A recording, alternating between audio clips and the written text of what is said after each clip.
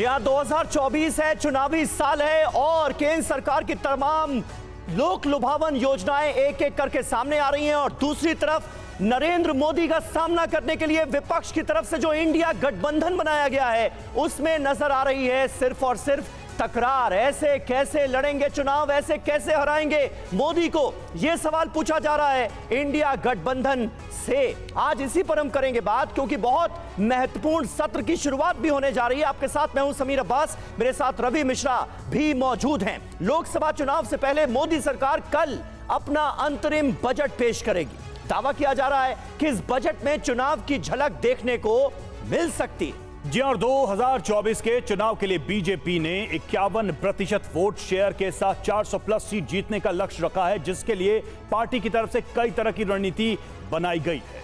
जी हां, वहीं दूसरी तरफ एनडीए से मुकाबले के लिए बना विपक्षी दलों का गठबंधन इंडिया, उसमें लगातार तकरार बढ़ती हुई हम देख रहे हैं। यूपी, बिहार, पश्चिम बंगाल, पंजाब, कहीं सीट शेयरिंग पर बात बनती नजर नहीं आ रही है। ऐसे में सवाल है कि क्या बजट में चुनावी झलक देखने को मिलेगी? क्या बजट से 400 प्लस सीट का फॉर्मूला तय होगा? इंडिया में सहमति नहीं, चुनावी तैयारी आखिर कैसे होगी? ये तमाम सवाल है। जी हां, इंडिया में सीट बंटवारे का पेच फंसा हुआ नजर आ रहा है और ईडी का शिकंजा भी सीधे तौर पर कसता नजर आ रहा है विपक्षी नेताओं पर।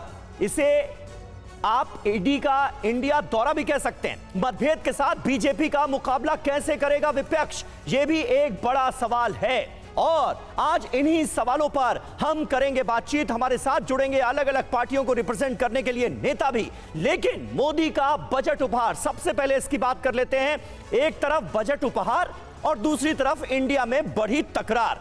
यह देखिए, बजट में ब्रांड मोदी की झलक सीधे तौर पर नजर आएगी। वहीं अगर इंडिया गठबंधन की तैयारियों का हम जिक्र करें तो अभी तक कोई मुकम्मल ठोस तैयारी नजर नहीं आ रही। बिल्कुल, और देखिए नरेंद्र मोदी की गारंटी, किसान, महिला, युवा को गारंटी, बार बार कहा जा रहा है मोदी की गारंटी। वहीं दूसरी तरफ इंडिया गठबंधन की बात करें तो सहयोगी दलों में यहां पर तकरार जारी है, एकता की कमी अभी भी नजर आ रही है। वहीं नरेंद्र मोदी के बजट की बात करें तो बजट के जरिए 400 प्लस सीट का लक्ष्य हासिल किया करने की कोशिश होगी। इस बजट में वो रिफ्लेक्शन, वो इलेक्शन का प्रभाव भी नजर आएगा। तो इंडिया गठबंधन की बात करें, बिखरने की कगार पर यह पूरा गठबंधन इस वक्त नजर आ रहा है। बिल्कुल, और ये बड़े महत्वपूर्ण पहलू हैं जिन पर आगे भी हम बात करेंगे। लेकिन बड़ी खबर आपको बता दें, आज से संसद के बजट सत्र की शुरुआत होने जा रही है। बजट सत्र के पहले दिन राष्ट्रपति का अभिभाषण होगा।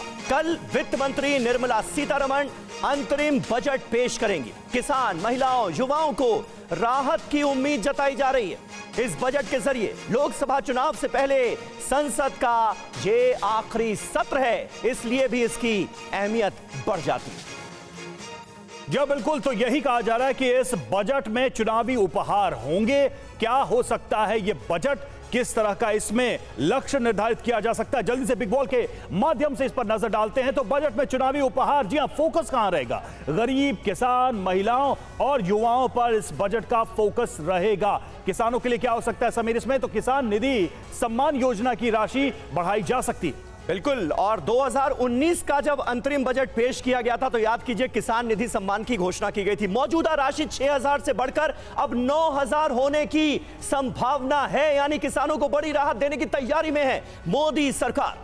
महिलाओं के लिए अगर जिक्र करें तो महिलाओं को वित्तीय रूप से मजबूत बनाने की भी तैयारी की जा रही है, इस पर भी फोकस रह सकता है। ब्याज रहित लोन का तोहफा मिलने की संभावना है महिलाओं को। रवि बिल्कुल, और देखिए आगे क्या हो सकता है। महिला किसानों के लिए सम्मान निधि 12000 संभव है, यानी कि अगर किसान वो महिला है तो उसके लिए ये रकम और बढ़ेगी। मनरेगा में विशेष आरक्षण, ज्यादा मानदेय की संभावना बढ़ती नजर आ रही है। तो ये सारे अगर बिंदु हम देखें तो इस बजट में इन विषयों को न सिर्फ मेंशन किया जाएगा बल्कि इसका दायरा इतना बढ़ाया जाएगा ताकि ज्यादा से ज्यादा वर्ग इसके अंदर आ सके। बिल्कुल, और हमारे साथ इस वक्त कई खास मेहमान जुड़ रहे हैं, उनसे आपका जल्दी से तारुफ करा दें। अनिला सिंह, भारतीय जनता पार्टी की प्रवक्ता, इस वक्त हमारे साथ मौजूद हैं। रितु चौधरी, प्रवक्ता हैं कांग्रेस पार्टी की, हमारे साथ जुड़ चुकी हैं।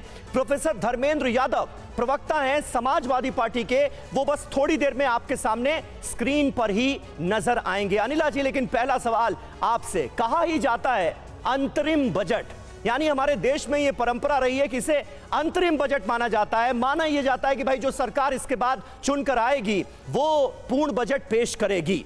लेकिन उसके बावजूद भी आसार इस बार यह जताए जा रहे हैं कि तमाम तरह की लोक लुभावन योजनाओं का ऐलान इस बजट में किया जा सकता है, जिससे कहीं ना कहीं पार्टी चुनावों में और मजबूत हो। क्या आसार हैं, आप क्या राहत मिलती नजर आ रही है? मेरी सबको राम राम। और देखिए, इसमें कोई दो राय नहीं है कि पूरे राष्ट्र की आंखें बजट सेशन पे होती हैं, क्योंकि हर क्षेत्र का हर व्यक्ति जो है उसको आशा होती है, उसकी इच्छा होती है कि जो बजट आए वो उसके क्षेत्र के अनुसार हो, सकारात्मक हो और जीवन में उसको और आगे बढ़ने का मौका मिले। और अगर राजनीतिक दल, सत्ताधारी राजनीतिक दल, जैसे आपने कहा कि लोक लुभावन बजट आएगा, क्योंकि चुनाव से जस्ट पहले ये बजट आ रहा है, तो मैं ये कहना चाहूंगी कि केवल एक बजट से आपको लगता है किसी भी राष्ट्र की जनता अपना मन बना लेती है? क्या वो ट्रैक रिकॉर्ड नहीं देखेगी? क्या वो ये नहीं देखेगी कि धरातल पर योजनाएं कितनी आई और कितनी, अगर उनको अनाउंस किया गया, शिलान्यास हुआ, तो इम्प्लीमेंटेशन हुआ कि नहीं, वो धरातल पे आकर आगे बढ़ी कि नहीं बढ़ी? तो मैं ये कहती हूँ कि भारतीय जनता पार्टी यानी एनडीए की सरकार का नरेंद्र मोदी जी के नेतृत्व में मैं कहूंगी कि 10 on 10 रिपोर्ट कार्ड रहा है। मैं उत्तर प्रदेश से आती हूँ, पश्चिमी उत्तर प्रदेश से आती हूँ जी, ओबीसी कम्युनिटी की हूं। मैं आपको बता रही हूं कि जिस प्रकार का विकास पश्चिमी उत्तर प्रदेश में हुआ है, पिछड़ा, दलित, किसान, महिला, युवा, जिस प्रकार से उनको इन्वॉल्व किया जा रहा है योजनाओं में, ठीक है, मैं जहां जाती हूं एक ही आवाज आती है, कमल का फूल मोदी। तो आप ये मानती हैं कि ये बजट जो सरकार के पिछले कार्यों के विकास की जो धारा थी उसको और आगे बढ़ाने का काम करेगा?